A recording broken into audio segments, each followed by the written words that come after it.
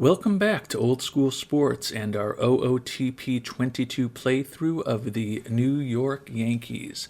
We are at the start of the 2026 season, and we are now in our third season under the new non-Steinbrenner ownership with Brad Kreider, who bought the team about 2.5 years ago.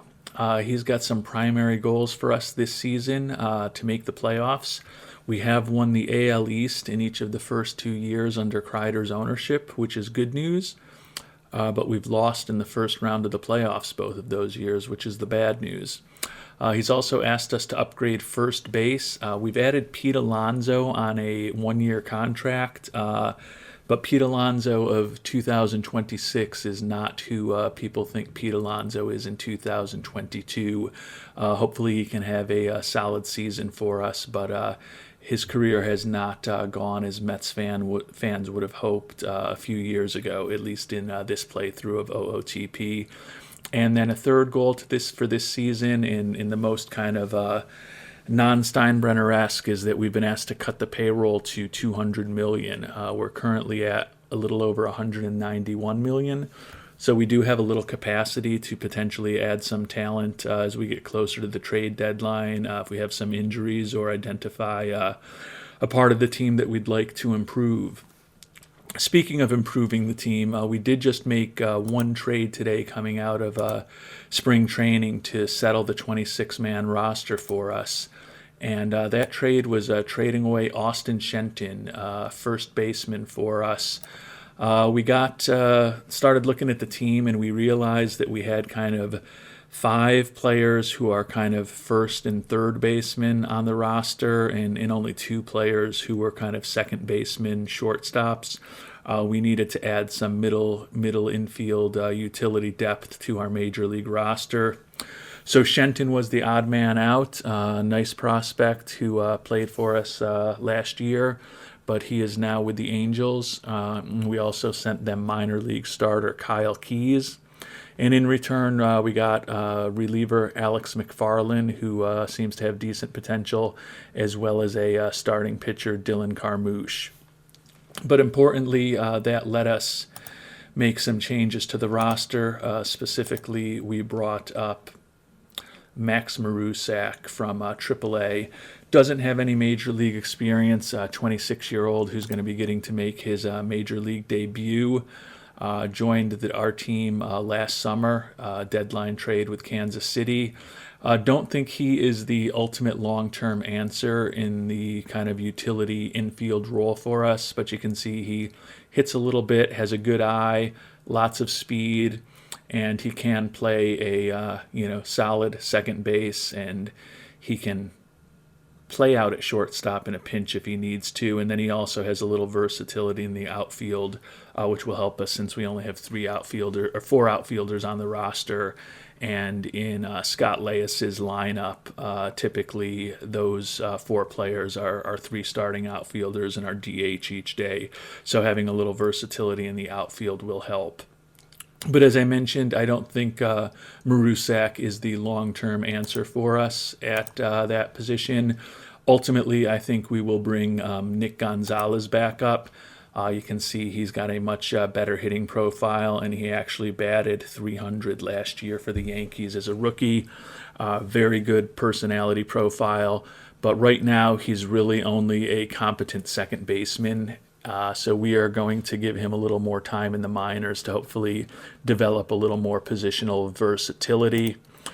Similarly, we've got Anthony Volpe down there doing the same thing. He's nowhere near as good a hitter as Gonzalez, but probably better defensively. Also a great influence in the clubhouse. So one or both of these players, I think, is more of our long-term answer for a utility infielder and perhaps even a starting second baseman in a pinch. But for the near term, we are going to go with Marusak in that role.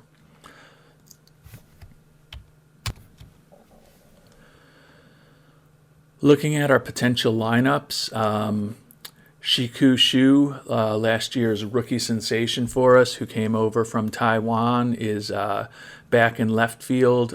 Cody Bellinger, who's a free agent after this season, is in center field. And of course, Aaron Judge is going to be in right field for us. So really have a pretty strong outfield in terms of offense. As I mentioned, Pete Alonso is our first baseman this year. And as I also mentioned, his career hasn't exactly gone as Mets fans would have expected. You can see, particularly last season, he left the Mets and had just 172 at-bats for Washington. But he has struggled to hit 250 the last several years, and not a great defensive first baseman. But that said, hopefully he can still be a little upgrade for us to make ownership a little happier. Alexander Vargas, the youngster, is going to be starting for second baseman today. The two other players that I just mentioned in the minors could ultimately get some playing time there. Xander Bogaerts is our shortstop, still has a decent bat, or at least the potential to have a decent bat, but very mediocre as a defensive shortstop, probably not our long-term answer there. We do have one potential long-term answer, though. We made a big trade in the offseason that we talked about in our last episode for Ke'Bryan Hayes, who is in his last year before free agency. Obviously a huge upgrade defensively at third base for us. Great influence in the clubhouse. You can see he's a captain with high leader loyalty and work ethic, and brings good contact and great gap power with a decent eye and a decent ability to avoid strikeouts into our lineup. Sean Murphy is going to once again be behind the plate for us after joining the team last season. Does not hit too much, but he is solid defensively. And then the youngster, Jason Dominguez, is going to be our regular DH this season. Doesn't look like he's quite fulfilled the massive potential some believed he had 3 or 4 or 5 years ago, but still a versatile outfielder who can play any position for us in a pinch, and somebody who looks like he's going to have plus power at the major league level. Last year, he was up for the first time in the majors, and in 77 at-bats, he hit 260 with an OPS of 841 and an OPS plus of 122. So looking forward to see what the youngster can do over the course of a full season at the major league level. Turning to our pitching staff, still have a solid starting rotation. It's just a matter of keeping them all healthy with Aaron Nola, Sean Manaea, Eduardo Rodriguez. We added Julio Urias to a one-year contract this year, coming off of a injury-plagued season last year where he pitched in only 5 games, 14 1/3 innings. And then our fifth starter right now is going to be Luis Funky Cole Medina. He will probably be replaced relatively quickly in that role if everything goes according to plan, because on the injured list we have Jack Flaherty, who has an oblique strain. He's been out for 4 weeks, so hopefully within the next month to 5 weeks we'll be able to get him a rehab start down in Scranton Wilkes-Barre or 2, and then get him back up to the majors, which should allow us to, at that point, probably move Medina to the bullpen. The big addition this year for our bullpen is Josh Hader, who we signed to a contract. The lefty reliever has some incredible stuff, as you can see, with great movement on his pitches. Signed him for $6 million for this season, $6.5 million for next season, and then a team option for $7 million 2 years from now. So he will be our closer. So it's going to be kind of interesting that we've had to pair payroll under the new ownership. Our hope is that if we meet this $200 million target this year, that they will kind of chill out a little bit and start giving us more money. But it's just as possible that they say, hey, you were competitive with the $200 million payroll. How about you try $180 million next year? So we will see what happens on that end. But that is a quick overview of what the roster, the everyday lineup, and the pitching staff looks like. And we are going to jump right into the 2026 season. Well, we're at opening day and taking a look at our minor league system. We rank 7th in Major League Baseball right now in our minor league system. A little top heavy, though. We've got 4 of the top 45 prospects in the game but also only 4 of the top 100 prospects in the game. So a lot at this point is going to depend on the youngsters Montoya, Castillo, and Marcus Trimmel becoming big-time players over the next couple of years. I mentioned Dominguez is on the Major League roster now. It'll be interesting to see what he can do with hopefully a full, healthy year of Major League action for the one-time number one prospect in our organization. Well, we are a month into the season, and the Yankees are off to a sizzling 19-7 start, but only up by 1 game over the Rays, who are 18-8. So, 2 of the best teams in baseball in the AL East here. Although you can see the Phillies are also off to an exceptional start, and the Brewers also doing well in the NL Central. We did make one interesting move. Just to point out, you can see that Jason Dominguez is off to an insane start, batting .448 with 7 homers and 23 ribbies through 24 games. And interesting, the player that we traded away, Austin Shenton, is off to an incredible start with the Angels. So hopefully Dominguez comes closer to hitting 400 this year than the guy that we just traded away to open up a roster spot. But great start for the rookie. You can see he's got a 21-game hitting streak that's still active at this point. So he has been scorching the ball so far. As I was starting to say before I pointed out, Jason Dominguez did make one major move during April.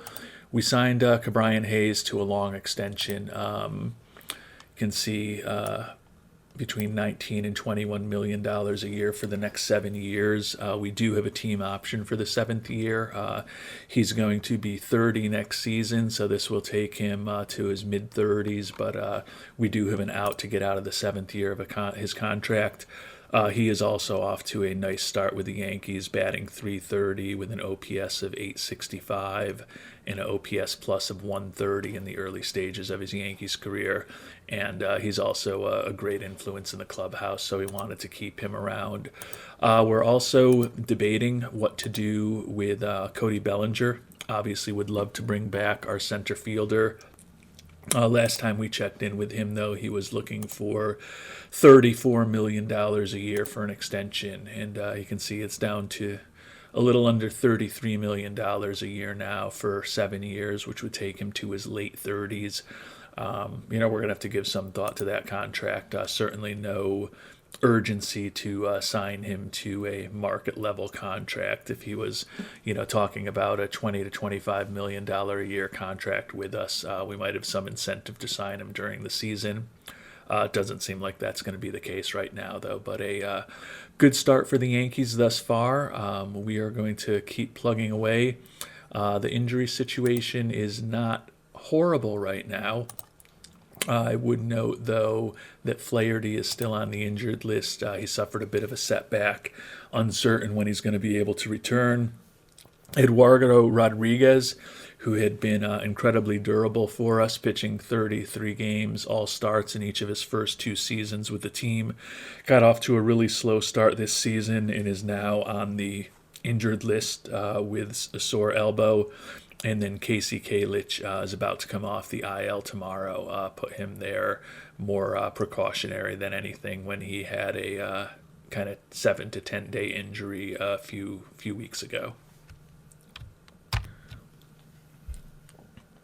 Well, we've made it into June, and both the Yankees and Rays are playing just insane baseball. We are 39-15. And we are only up 3 games on the Rays, but the Rays are up 5 for the first wild card spot. So been a incredible season so far for the Yankees. You can see the youngster Jason Dominguez still 3rd in the American League in hitting with a .358 batting average, 2nd in OPS, and his hitting streak ultimately got to 27 games before it came to an end. Pitching staff has once again had some injuries, but Sean Manaea has been out there pretty consistently and is 2nd in the league with a 2.43 ERA. But as you can see, he is now no longer out there as consistency on the injured list for the next 4 to 5 weeks. And unfortunately, he's not the only pitcher there at this point. Actually, he is the only pitcher there at this point. We had Flaherty, as you know, was on the injured list. Rodriguez has been on and off the injured list twice so far, but they are both back at this point. So just Manaea going to be out for another 4 to 5 weeks. So by the time he gets back, he certainly won't have pitched enough innings to still qualify for the ERA title. But hopefully by the end of the year, he'll be up over 162 innings, as he has been his first couple years with the team.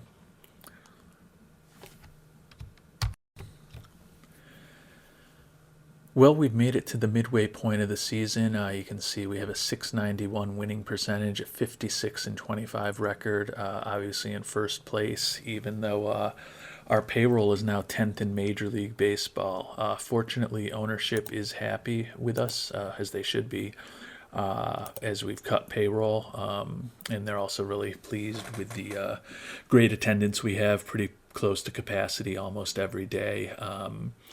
So good start to the season. If we look at the more detail on the standings in the AL East, you can see that we have now opened up 7.5 games on the Rays, who are only half a game ahead of Baltimore for second place at this point in the American League East. The Red Sox, who were the recipients of several of our older players with large contracts over the past several seasons, are really struggling at this point with a 321 winning percentage, which is the second lowest in baseball. The only team that's worse than them right now is the Tigers. So I honestly feel a little bad for dumping those bad contracts on the Red Sox, but then I think about what the Red Sox have been doing to the Yankees since 2004, and I don't feel so bad about it. Well, we are into August, still having an incredible regular season. Record is 70 and 34, up by 9 games on the Orioles. We made one small trade, not really a small trade, it was an important trade for us. I shouldn't underestimate it. Right before the trade deadline, picked up from, who did we pick him up from? Oh, the Astros. That's right. We picked up the 31-year-old reliever, Devin Williams, who's going to take right over as our closer, signed this year and next year, and got the Astros to retain a good chunk of his contract. Had to give up several prospects to get him. Dylan Carmouche, who we picked up in a trade earlier this year. Trey Fromm, who is now out with a torn rotator cuff. Grayson Drezik, and Jaime Alcafachoa. So had to give up 4 pitchers, or 4 pitchers to get Devin Williams, but he's a 5 out of 5 star type player, has electric stuff, and I think he may play a big role for us in the bullpen as we get closer to the end of the season. We've got a month until we expand rosters. Right now, the issue with the team is that we do have a couple of key pitchers, both Sean Manaea and Julio Urias, on the injured list. Manaea has been off and on several times this season, and Urias, you can see, is out for 5 to 6 weeks. So hopefully we will have them back for the playoffs, but right now we are kind of piecing things together in the rotation with Carter Benbrook, who's been up and down between the big club and Scranton a couple times this year, and then Jeff Hackinson, who's spent the whole year with the Yankees and has pitched in with a few starts here and there, along with Flaherty, Nola, and Rodriguez. So hopefully if those last 3 stay healthy the rest of the year, and then we add Manaea and Urias, we'll be in good shape as far as the rotation when we get to October. Well, another month has gone by, and although the Yankees are 4 and 6 over their last 10, overall record of 86 and 45 is still second best in the majors, behind only the Brewers, best in the American League. Although actually we have a better winning percentage than the Brewers still. They've just played a few more games than us, so they have 1 more win and 1 more loss. Been a real good season so far. Still waiting for one or two players to come back off of the injured list. Most notably, Urias suffered a bit of a setback. Carter Benbrook, who has been up and down between Scranton and the big club for us, also has a few days left on the IL. And then Robert Broom, who pitched briefly in the majors for us, suffered a partially torn labrum and is out. But other than that, we are reasonably healthy. We are to roster expansion on September 1st, so we're going to be able to add a couple players to the team, and hopefully play well here in September and position ourselves well for a longer playoff run than we've had the last 2 years. Well, the injury situation is not getting better as we head into September. Flaherty just suffered a rotator cuff strain, out for 4 to 5 weeks, so it'll be up against it whether he's available for the first round of the playoffs. But hopefully he will be back then and healthy. Until then, we'll keep trying to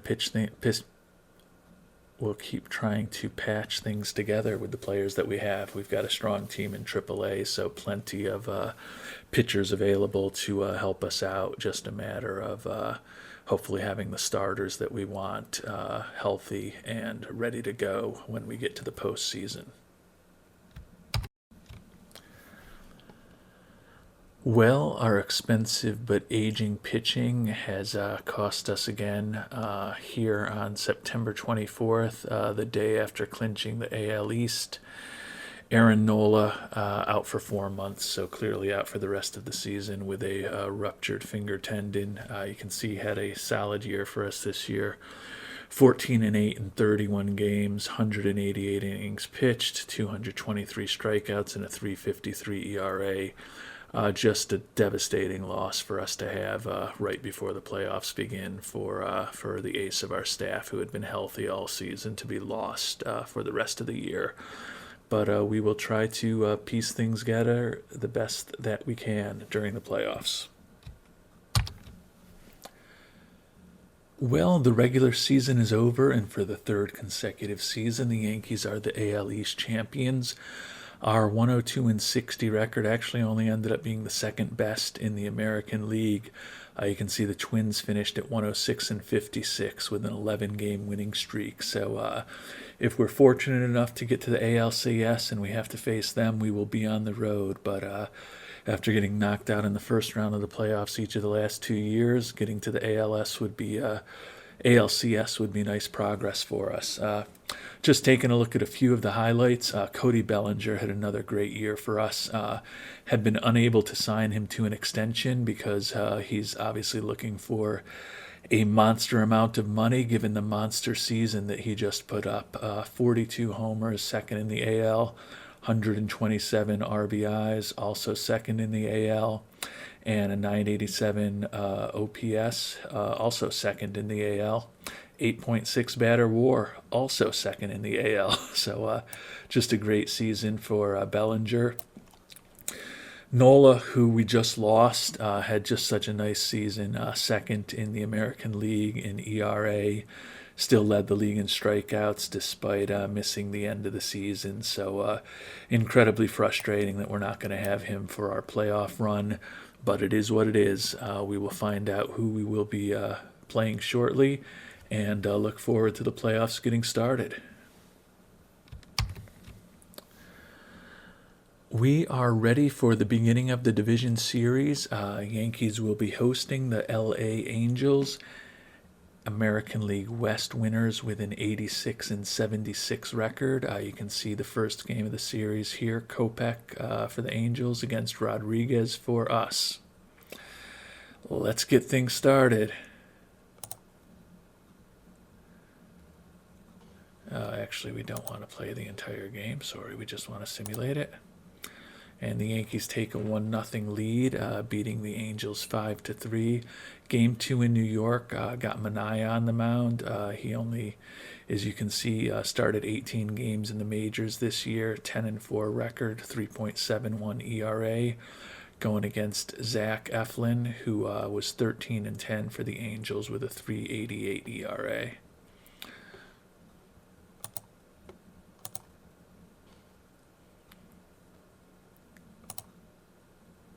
and we take a 2-1 win against them to go up 2-0 in the series. So we are now one game away from moving on to the American League Championship Series. Patrick Sandoval will be on the mound in a couple of days for the Angels. We will be putting out Julio Urias, who we actually just signed to a contract extension. He didn't have a great year for us, as you can see, 5-9 with a 4.75 ERA. But the lefty can be great when he's not on the injured list. So we signed him to a relatively modest extension. Hope he can stay relatively healthy for us going forward. So we will finish today, play through the off day, and time to simulate. And the Angels beat us 1-0. So a lot of close games in this series. Game 4 in LA, no need for introductions. Shohei Ohtani on the mound for the Angels. And Jack Flaherty will be going for the Yankees as we try to clinch. And we did clinch. The Yankees win the division series, headed to the American League Championship Series after beating the Angels 8-1. So after winning the AL 2 straight years, getting knocked out in the first round of the playoffs in the division series, we are finally on to the ALCS. Let's see what it looks like, who we will be facing. Sorry about that. It looks like, the Orioles from our division are ahead of the Twins 2-1 right now. So that would be a big upset of the best team in baseball if the Orioles are able to defeat them. And the Orioles did, so it will be an all AL East American League Championship Series. Looking forward to facing the Orioles shortly.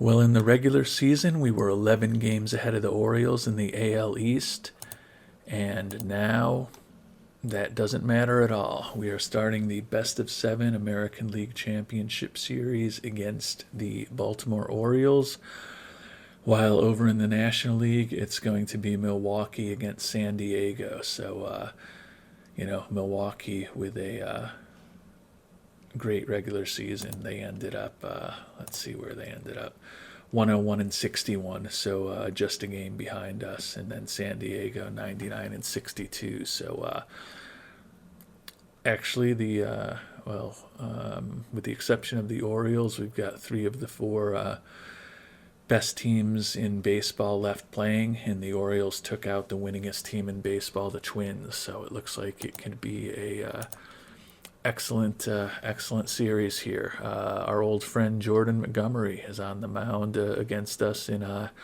game number 1. We've got Eduardo Rodriguez on the mound, and the Yankees with a 15-1 win. Oh, you can see Bellinger, a dinger, Dominguez had 2, and Shu hit a homer. So the Bronx Bombers were bombing in game 1 against the Orioles. Moving on to game 2, we've got Minaya on the mound against Joe Hauser. And the Orioles did defeat us 7-6. So a tough loss for the Yankees there. Looks like our acquisition at the trade deadline, Devin Williams, was the loser in relief. So that was disappointing after he did a nice job with us down the stretch. But still plenty of time to come back. But the Orioles have taken home field advantage away from us. Got an off day to hopefully shake off that loss. And now Urias is going up against AJ Puke. And the Yankees win 11-10. 2 homers by Bellinger, 1 by Judge, 1 by Murphy. Bellinger with 5 homers now in the series. You can see he hit 1 in the game 1 victory, 2 in the game 2 loss, and now 2 in the game 3 victory. So potentially heading for a historic postseason from Cody Bellinger, but clearly that's just going to increase his his asking price in free agency even more. On to game 4, we got Jack Flaherty against Thaddeus Ward, and the Orioles bounce back, beating us 2-1. So the lower scoring games the Orioles are winning, the higher scoring games the Yankees are winning. It's now a best of 3 series, and would be nice to get a win in Baltimore and not have to win both at home. We've got Eduardo Rodriguez against Jordan Montgomery. The winner and the loser in game 1 face off again. And the Yankees win again, although it was Ben Brook in relief who got the victory. Another homer from Jason Dominguez, who now has 3 in the series. So off day tomorrow, and then we will head to New York. Robert Broom, who was on the injured list, has cleared waivers, so we'll put him down to Scranton Wilkes-Barre and then continue on with the playoffs.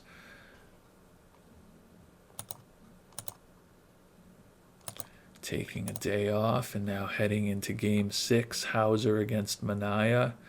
Remember last time around in this matchup, neither pitcher got the decision, but the Orioles did win. But the Yankees are moving on to the World Series for the first time since 2009. And we will be facing the San Diego Padres. Not surprisingly, Cody Bellinger was the MVP of the ALCS. So we're going to take a brief break, and then we will be right back with the World Series. So our Yankees are now 4 wins away from their potential first World Series victory since 2009. Simming ahead to get to the Padres here. And we will have the home field advantage against the Padres in the World Series here. You can see Yankees 102-60, Padres 99-62 in the regular season. Game 1 today, Rodriguez on the mound for the Yankees against Brandon Smith, who had a 15-1 record for the Padres last season. So going to be interesting to see how the Yankees can do against him. Got the win 7-3, saddling Brandon Smith with the loss. Bellinger off to another big start in this series with a homer. Pete Alonso had one too. Moving on to the next game in the series, Manaea on the mound for the Yankees, who's 2-0 in the playoffs against Dane Dunning, who went 10-9 for San Diego this year. And the Yankees win 8-4. You can see Cabrian Hayes with a home run. So the Yankees are up 2-0 as we head to San Diego, and 2 wins away from a potential World Series championship. Taking an off day, and we head to San Diego. We got Urias on the mound against Cesar Cervantes, who 23-year-old, looks like he is a rookie. Went 7-3 with 3 saves, and now he's on the mound for pretty close to a must-win game for the Padres in the World Series. And the Yankees win it to go up 3-1. So doesn't mean it's over. As we learned in 2004, a 3-0 series lead for the Yankees doesn't mean that the series is over. But we're getting awful close. We're going to put Jack Flaherty on the mound for Game 4 up against Jacob Nix, who was only 3-9 for San Diego. Oof, pretty hard to have a 3-9 record for a 99-62 team. We will see how things go. So the Yankees with a chance to sweep, and they don't get the sweep. Lose 3-0. Great performance by Brandon Smith. So another chance for the Yankees to win tomorrow with a rematch of the Game 1 starters, which the Yankees won 7-3. Moving on to Game 5 of the World Series. And the New York Yankees are world champions. And Our quest to replace Brian Cashman is finally starting to pay dividends. Our goal was to win more than one World Series in the time that we run this team than Cashman had done in his last 21 years running the team. So Cashman was one for his last 21 in terms of winning the series, and our rebuilt Yankees are now one World Series in 5 seasons. So we're not ahead of Cashman yet, but the worst we can do is tie them at this point. And nice to see Pete Alonso, our free agent acquisition, who ended up hitting 27 homers and 85 ribbies for us. Never got to get to the World Series or win World Series MVP with the Mets, but eventually ended up across town and a world champion with the New York Yankees here on November 1st of 2026 in OOTP 22. Can see here in the summary that the Yankees had a great offense as well as a great pitching staff this season. Second in the AL in runs scored and first in the AL in runs against. Obviously a great combination, and closest series was quite honestly with the division rival Orioles, who got 2 games against us, won 3-1 against the Angels and 4-1 against the Padres for the New York Yankees, who have now clinched their 28th World Series championship and their first in 17 years. Looking quickly at the summary of the season, you can see that got off to a great start in April, May, and June. We're a little more back to the pack in July and August and even September, but we had built up such a big lead in the American League East by that point that the division was never in jeopardy, although we did miss out on having the best record in the AL.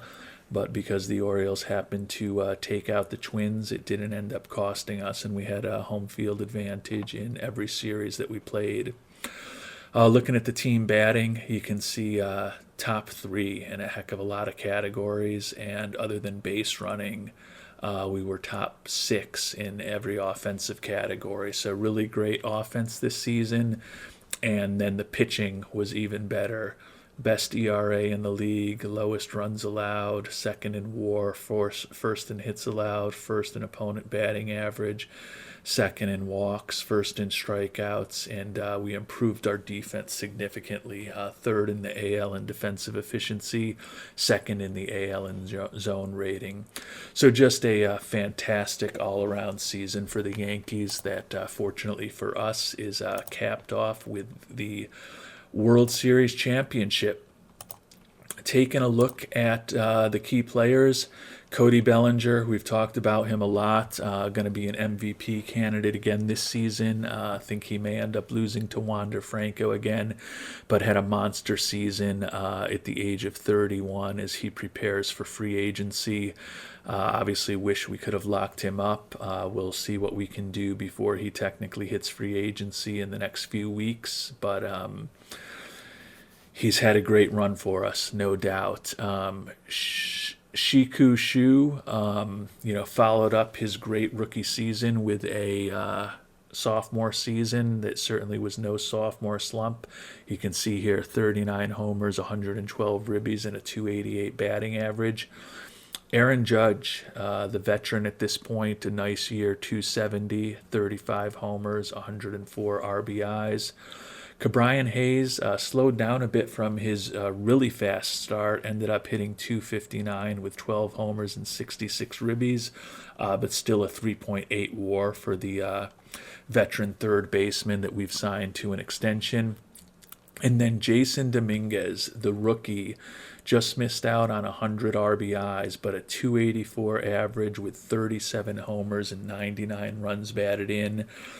He had kind of his star had been tarnished a bit in terms of being a prospect, but he absolutely produced 3.7 WAR for the season.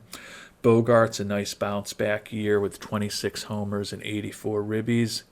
And then the catcher Sean Murphy, who we signed to an extension, had 20 homers and 65 ribbies. Hit only 213, but is good defensively and put up a 2.1 WAR. Alonso was actually not that great in the regular season, although he did, as we mentioned, when he won the World Series MVP, hit 27 homers and had 85 ribbies, but a 231 batting average and only a 0.3 WAR. His OPS plus was actually below average at 93 for the season. So he's been looking for an extension. We haven't given him one, and we'll see how much he's looking for in as he prepares for free agency. But we do have other options at first base with Pavin Smith, who did not have a great season, but probably would perform better if he were in the lineup every day. And last but not least, we will take a look at our pitching and report back on how the season went there. You can see Eduardo Rodriguez ended up leading the team in WAR, or tied for the team lead in WAR among pitchers at 3.2 with Nola, 12-5 record with a 4.40 ERA. Obviously hurt himself in that last game of the season, the World Series clincher, but he'll have all off season to recover, so hopefully it's not that serious of an injury. Nola still out for another 3 months, had a nice regular season for us. Hopefully he will be back and healthy next year. Josh Hader, the free agent acquisition, 2.35 ERA with 27 saves, ended up getting supplanted in the closer role after we made the trade for Devin Williams, but the lefty hopefully still has a big future with the Yankees over the next few seasons. Jeff Hackinson kind of pieced things together to have an ERA under 2, 1.95, 10-3 record with 6 saves. He started for us, he relieved for us, kind of filled in any role that he needed when the 28-year-old finally got his chance with the big club. Urias, as we mentioned, was 5-9 in the regular season, but we have signed him to an extension. Jonathan Lasaiga, former closer, now a middle reliever, did well for us. Carter Benbrook, we've talked about him before, was up and down all season between Scranton and the Yankees, but did a nice job for us as a spot starter when we were having a lot of injuries. And then Sean Manaea went 10-4 with a 3.71 ERA. Last person to highlight, Flaherty, another starter who had some injury issues, but was 6-3 for us, although his ERA was 5.13. So mixed results from some of the players, but overall the record 102-60 is certainly satisfactory. And most importantly, as we've talked about, the Yankees are the World Series champions. So thank you so much for watching. Hope you're enjoying this series. It's good from my perspective to have bounced back from those first 2 losing seasons to finally make some progress and get a first World Series championship with the Yankees. It will be very interesting to see when we get to the off season what ownership really thinks of what we accomplished this year.